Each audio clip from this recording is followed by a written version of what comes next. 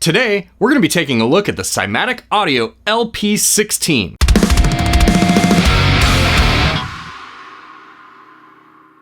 Hey everyone, how's it going and welcome to the channel. Before I start this video, I just want to give you a little bit of background here. I had been working on a comparison video of the Axe-Fx Ultra to the Ampero and to the GE200. While I was filming that video, the battery for the Axe-Fx Ultra died, so I lost all the presets. So that was setback number one. So halfway through filming the video, I started noticing that the sound was breaking up really bad coming through the cabinet.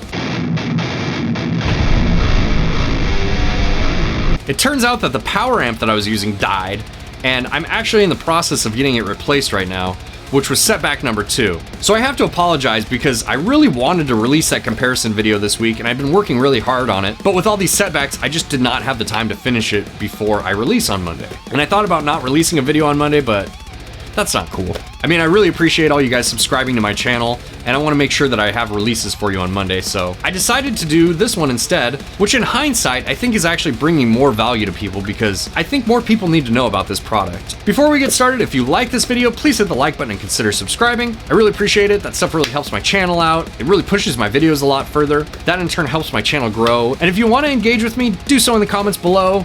You know, if you have suggestions, stuff you want to see, questions you might have about the stuff that I'm going over, let me know in the comments below. Or, you know, just drop by and say hi. Whatever. Now, my band Sacrificer is a three-piece band, and we kind of wanted to keep it that way. You know, some of the advantages to having a three-piece band are there are less personalities involved in the equation, it's a lot easier to make decisions. When you do actually get paid, the shares are larger. I mean, there's a lot of really good reasons to stay a three-piece band, but the huge setback of having a three-piece band is sounding like a three-piece band. I mean, we're just a vocalist, a guitar player, and a drummer. So as a three-piece band, how do you sound like a five-piece band? Well, you play to a click track and you use backing tracks for the rhythm guitar and the bass guitar. And for the longest time when we were trying to do this, we were trying to set up a laptop and an interface to play back the DIs. We kept running into problems with the laptop glitching while it was playing back. So it would be playing back and then it would buffer and then it would start playing back again and it would throw everything off. So while we were looking at different options, one of the things we were considering is buying a MacBook Pro to make sure that the playback didn't have that issue. And I started looking around and I came across one of these. So the really cool thing about this is this will actually play back up to 16 tracks simultaneously. You know, essentially to get 16 tracks of playback, you'd really need two audio interfaces. And I think the most affordable interfaces that actually have 8 channels that you could play back through are the Scarlett 18i20s. And those are about $500 new. So to have 16 channels of playback, you would need 2 of those interfaces, and that's gonna cost you $1,000. And that doesn't even include the laptop.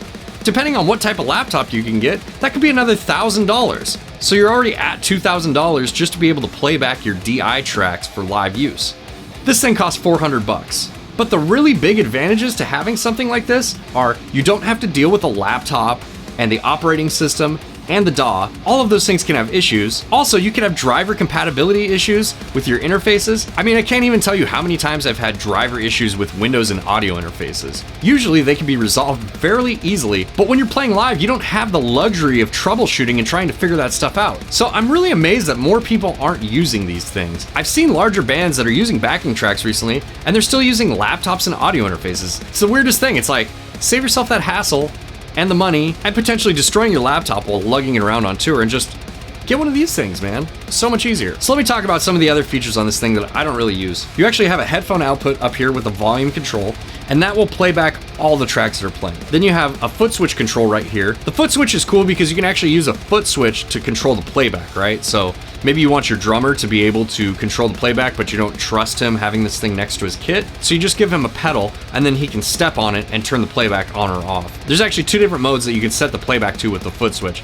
You can have it play, and then when you press it again, stop the song and reset it, or you can have it so that when you press it, it plays, and then when you press it again, it pauses. And then it's got the MIDI out on the front, so you can actually use this for MIDI switching as well, which I do, and it's awesome. I'll demonstrate that here in a minute. It's got a stereo line in on the back.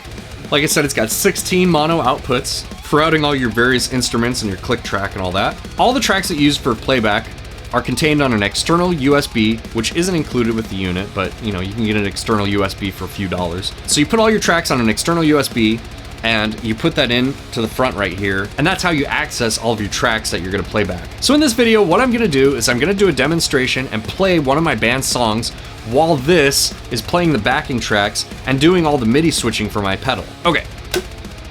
All right, so let's go over there and get to the demo.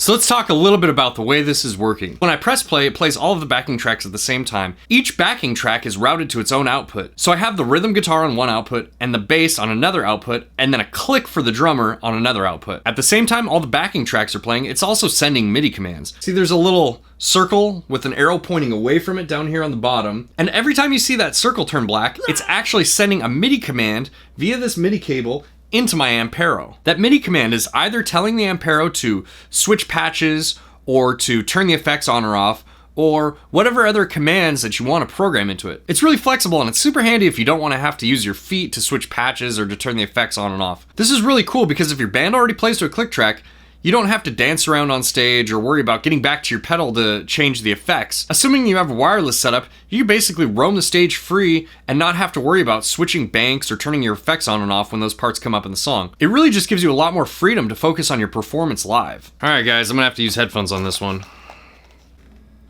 All right, let's give it a shot.